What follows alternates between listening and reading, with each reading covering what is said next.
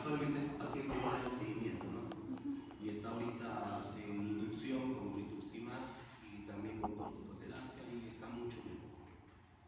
¿Qué son las vasculitis? Las vasculitis son un grupo heterogéneo de enfermedades en las cuales hay la destrucción de los vasos sanguíneos, pero mediante un mecanismo simultáneo. ¿Cuál es la clasificación? La clasificación se basa en el tamaño, como vamos a ver según Churchill con Ferenc. Hay una clasificación basada en el tamaño, pero no es que sea pues como que la regla todo. Hay vasculitis que por ejemplo son de vaso variable, como Kogan por ejemplo, o Bechet, que pueden tener compromiso de múltiples vasos. Pero puede haber también Takayasu o gigantes que son vasculitis de vaso grande, por ejemplo, que también pueden afectar vasos pequeños. O sea, eso de que el tamaño es lo único que manda, no siempre, solamente es la característica principal o más predominante, mas no es la única manifestación. También las vasculitis pueden haber primarias o secundarias y otros puntos dependen del mecanismo. Inflamación granulomatosa es lo que predomina, por ejemplo, en las vasculitis como Takayasu, gigante o, por ejemplo, granulomatosis como poliarteritis. Inmunocomplejos, por lo general en enfermedades como, por ejemplo, mediado por IgA, tipo Hemscholen, por ejemplo, crioglobulinemia mixta, vasculitis hipocomplementémica, o, por ejemplo, lupus, ¿no? Que son inmunocomplejos. Pauciinmune, ya saben, vasculitis de vaso pequeño, tipo PAN, poliarteritis microscópica, tipo, por ejemplo, Wegener o Churchill son pauciinmunes, y la asociación con otras enfermedades que, como vamos a ver, algunos se asocian a AR, lupus o incluso infección, ¿no? Por ejemplo, hepatitis B, C o, por ejemplo, tuberculosis. Las vasculitis también, según esto, pueden ser de vaso grande, mediano, pequeño, según Churchill. Y vaso grande, ¿a qué se refiere? A las grandes ramas de la aorta. ¿Ok? Hasta antes de llegar al órgano. O sea, ¿qué significa? Que la arteria renal es vaso grande. ¿Se entiende? Y vaso mediano son las ramificaciones lobares, por ejemplo, en el órgano de las arterias. Por ejemplo, si hay una vasculitis que afecta este vaso del polo inferior, eso se llama vasculitis de vaso mediano. Y cuando decimos small vessels, cuando afectan la microcirculación. Estamos hablando de arteriolas, vénulas y capitales. ¿Ok? Esto, según Churchill, clasifica las vasculitis basadas en el tamaño, grande, medianos y pequeños. Los grandes, los clásicos, Takayasu y Janssens, arteritis, o sea, arteritis de la gigante, que su manifestación más clásica es la arteritis de la temporada. Y tenemos la vasculitis de vaso mediano tipo PAN, poliarteritis nodosa y Kawasaki, y tenemos la anti-MBG, que es las de pequeños, que son las mediadas por inmunocomplejos y las mediadas por ANC. Pero acá me quiero detener, porque creo que el término más correcto es pauciinmune, no es tanto ANCA, porque pueden ver que hay pacientes que son vasculitis ANCA negativo y también hay ANCA positivo. Mejor es definir lo que es pauciinmune, ANCA positivo o ANCA negativo. ¿Ok? Esto ya lo hemos visto, microscópica, granulomatosis, etc. Y las vasculitis de inmunocomplejos, donde hay depósito antígeno anticuerpo o inmunocomplejos, encontramos a vasculitis crioglobulinémica, que está basada en crioglobulinas, que son anticuerpos que precipitan con el frío, vasculitis IgA, Hemscholen e hipocomplementémica, que es la vasculitis urticariforme antiseguro. La clasificación de las vasculitis también son basadas en el compromiso del vaso sanguíneo. Vaso grande ya hemos visto, pero hay otras formas, por ejemplo, las aortitis asociadas a neuropatías o las aortitis aisladas. También hay en las vasculitis de vaso pequeño, las que hemos visto, y también las asociadas a ANCA, y existen otras que son de territorio variable, Bechet y Kogan.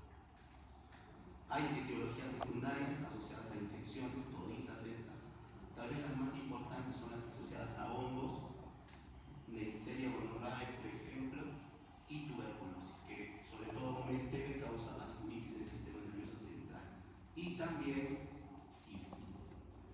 Las malignidades no se escapan, por ejemplo, linfomas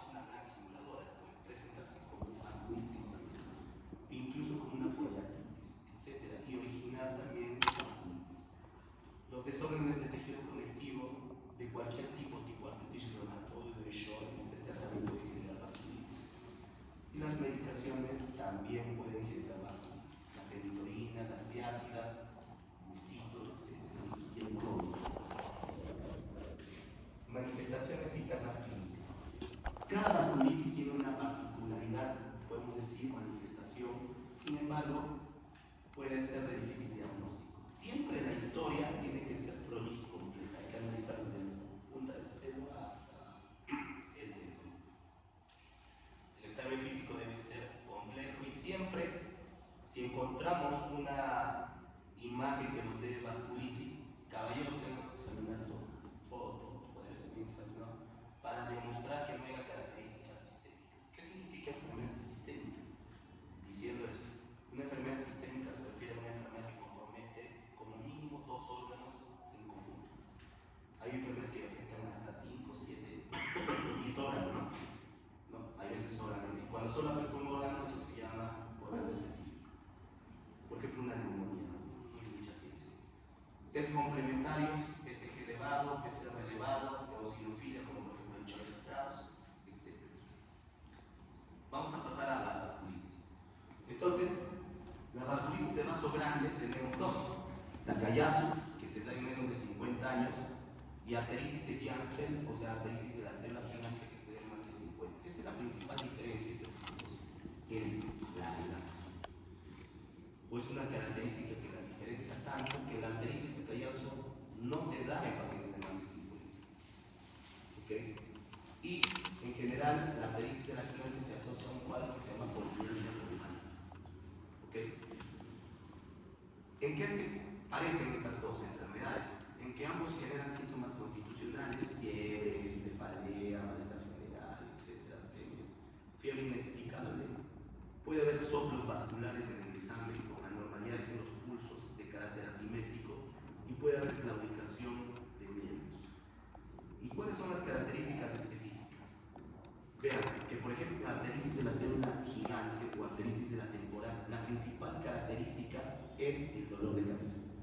De los pacientes que habitualmente vienen con viejitos de 60 años que les empieza el dolor de cabeza de forma muy reciente, a veces lo manifiesta como un dolor total, otras como un dolor tipo migraña, ¿no? A pensar que es migraña, ¿no? O sea, yo he visto pacientes que vienen así y el residente está diciendo que es una migraña, un paciente de 65 años, ¿no? Obviamente eso no es una migraña, ¿no? Eso es un cuadro pues, de cefalea anormal en un adulto, ¿no? Y obviamente hay que investigar qué gigante, ¿no? El problema de la gigante es que la gigante puede ocasionar pérdida visual súbita y eso es el problema más grave porque el paciente lo discapacita, ¿no? Y ya pasó varias veces en emergencia que vienen pacientes mayores con pérdida visual monocular o binocular y los mandan por oftalmo, ¿no? O sea, qué payaso, ¿verdad? En serio, ¿no? O sea, si tú pierdes, por ejemplo, la visión de un momento al otro, ¿eso es una emergencia? Es una emergencia, entonces hay que encontrar la causa, porque no vas a perder la visión, pierdes tu trabajo, pierdes todo. No es una cuestión así, ¿no? Pero créanme que emergencias sí dan de alta. Y la temperatura, el pulso temporal es importante porque normalmente es duro el pulso, resistente y doloroso. En cambio, en la arteritis de Takayasu, la característica es la artralgia y la carotidia, ¿no? Que es el dolor a nivel de la carótida que se presenta en los penes, asociado a hipertensión o disminución de los pulsos. Justo estaba hablando con mis estudiantes, con mis residentes, que justo hay una paciente que ha hecho un ácido hemorrágico en el cerebro de 45 años, ¿no? Y nadie le llama la atención, o sea, te parece normal que un paciente de 40 haga un evento arriba, ¿no? Y yo le digo, pero ¿por qué ha hecho un evento así, no? Porque es hipertensa, doctor. ¿Y cuántos antihipertensivos usa? 5, o sea, 5, ¿no? Eso es normal. Entonces, la hipertensión en Takayasu se puede dar si es que hay compromiso de las arterias renales. ¿Ya? Y también la angina, vértigo, síncope, dolor torácico y hemófilis. Muy bien, esto es breve nomás para explicar esto de que se llama problema arterioso, que es un tipo de lesión reactiva que se presenta en pacientes con Takayasu. Aquí una tomo donde se puede observar que hay un cuadro de inflamación al lado de la aorta con edema, eso es una ortitis. Este es un viejito que tiene la arteria temporal bien marcada, doloroso, esto es de la arteritis de la célula gigante. Esto es, por ejemplo, un fondo de ojo de un paciente que ha perdido la visión súbitamente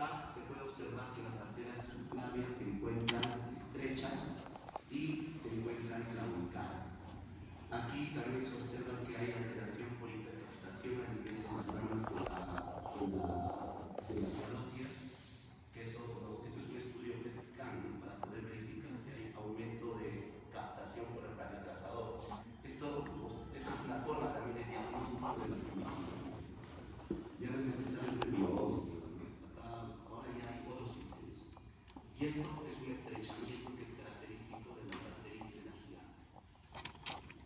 Muy bien. Pasemos a la vasculitis de vaso mediano. Acá tenemos dos, Kawasaki y poliarteritis nodosa. Como sabrán, bueno, la clase no pretende que ustedes sean expertos, ¿no? O sea, obviamente tienen que saber puntos clave para cuando estén en el internado les voy a hacer preguntas y no estén divagando.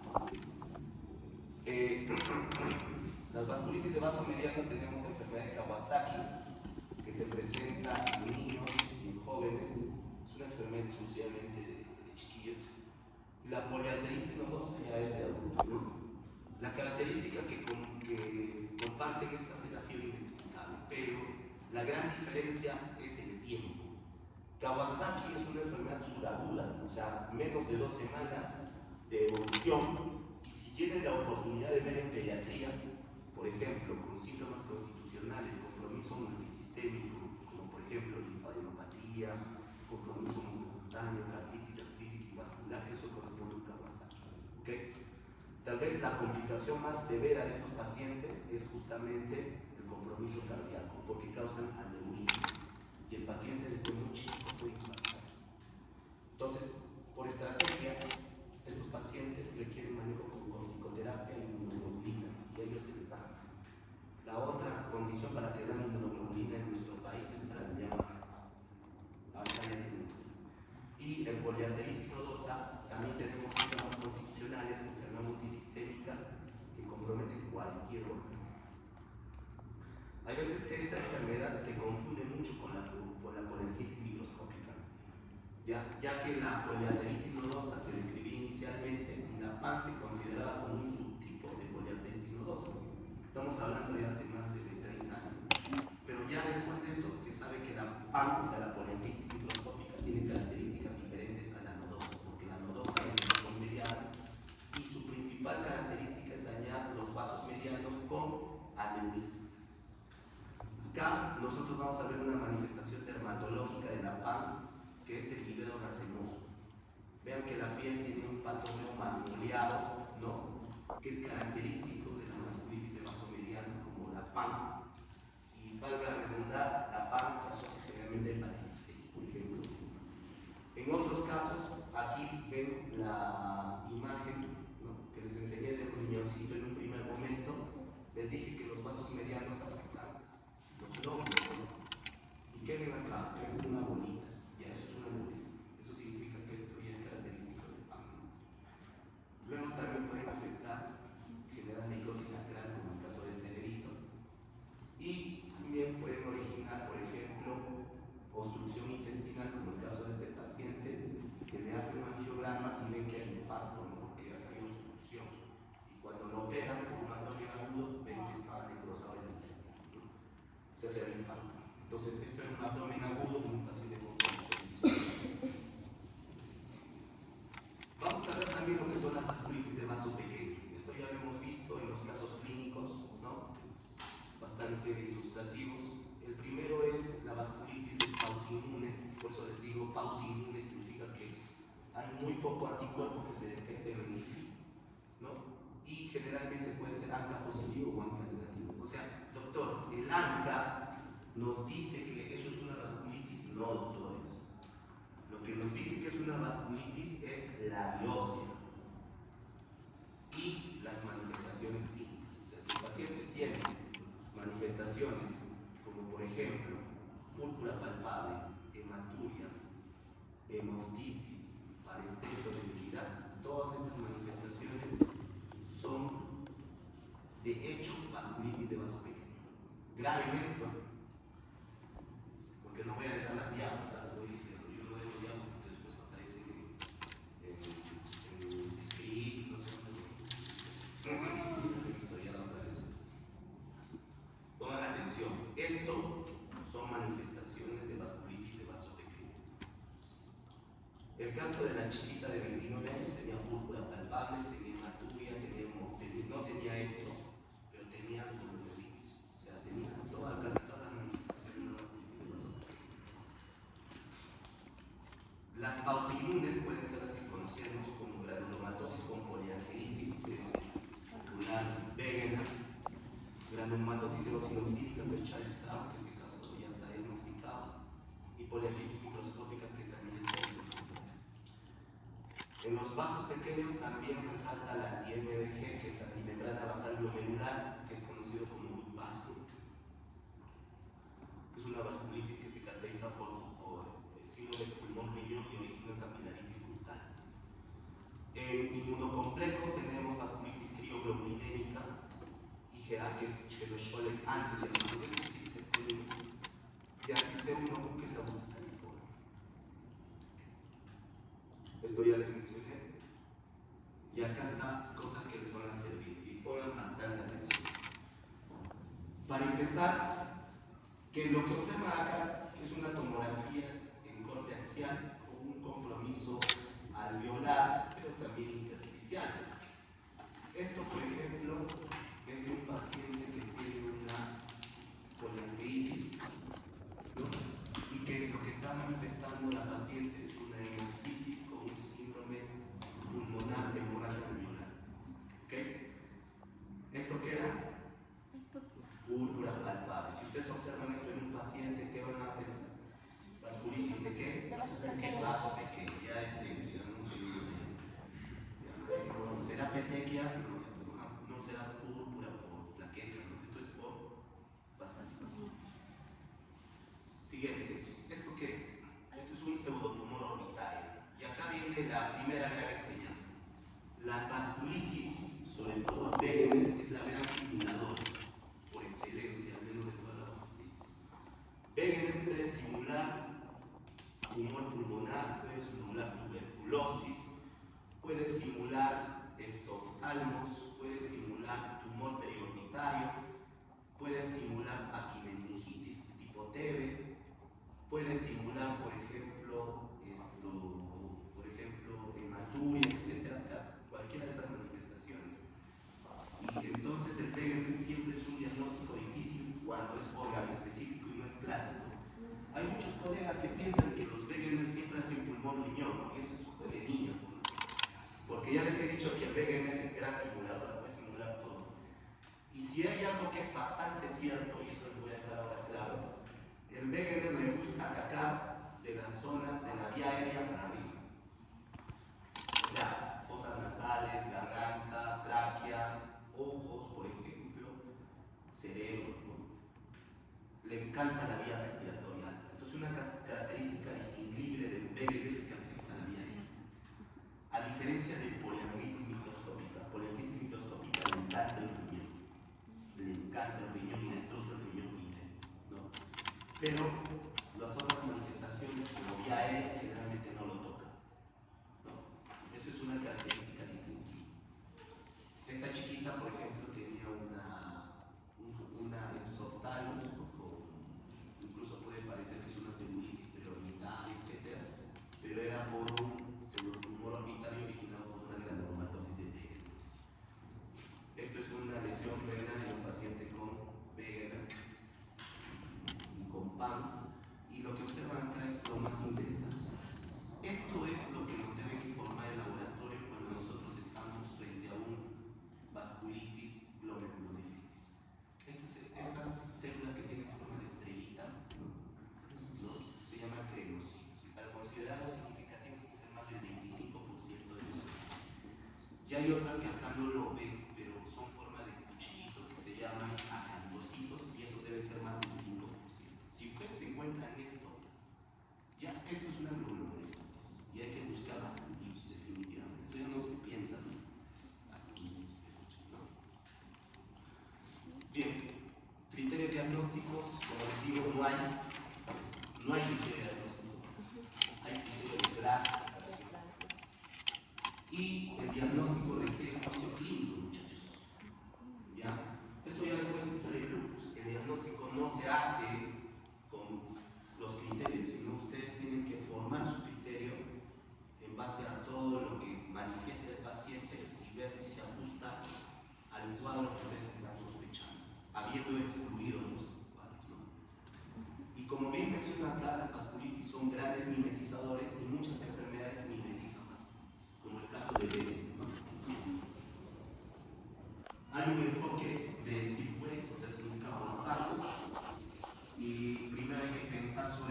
vasculitis mi paciente tiene o no tiene, debe ser una condición que mimetiza, o sea, parece vasculitis, deben descartar causas secundarias e identificar el tipo y tratarlo. ¿Ok? Estos son los desórdenes que simulan vasculitis, por ejemplo. Los aneurismas micóticos, por ejemplo, originados por etiologías infecciosas, sífilis, por ejemplo, que les gusta parecerse a vasculitis. Las enfermedades congénitas, como por ejemplo, como displasias fibromusculares, pueden parecerse a tacayazo, por ejemplo. Endocardititis infecciosa puede originar glomerulonefritis membrano-proliferativa, que puede parecerse, por ejemplo, a vasculitis con glomerulonefritis. O sea, hay que descartarlo siempre, escuchando bien el corazón. Si encuentran un soplo del toque cardio, ejecutivos. Después, también síndrome SAP puede parecerse a vasculitis y daño al riñón. Eso ya lo vamos a ver cuando hablamos SAP.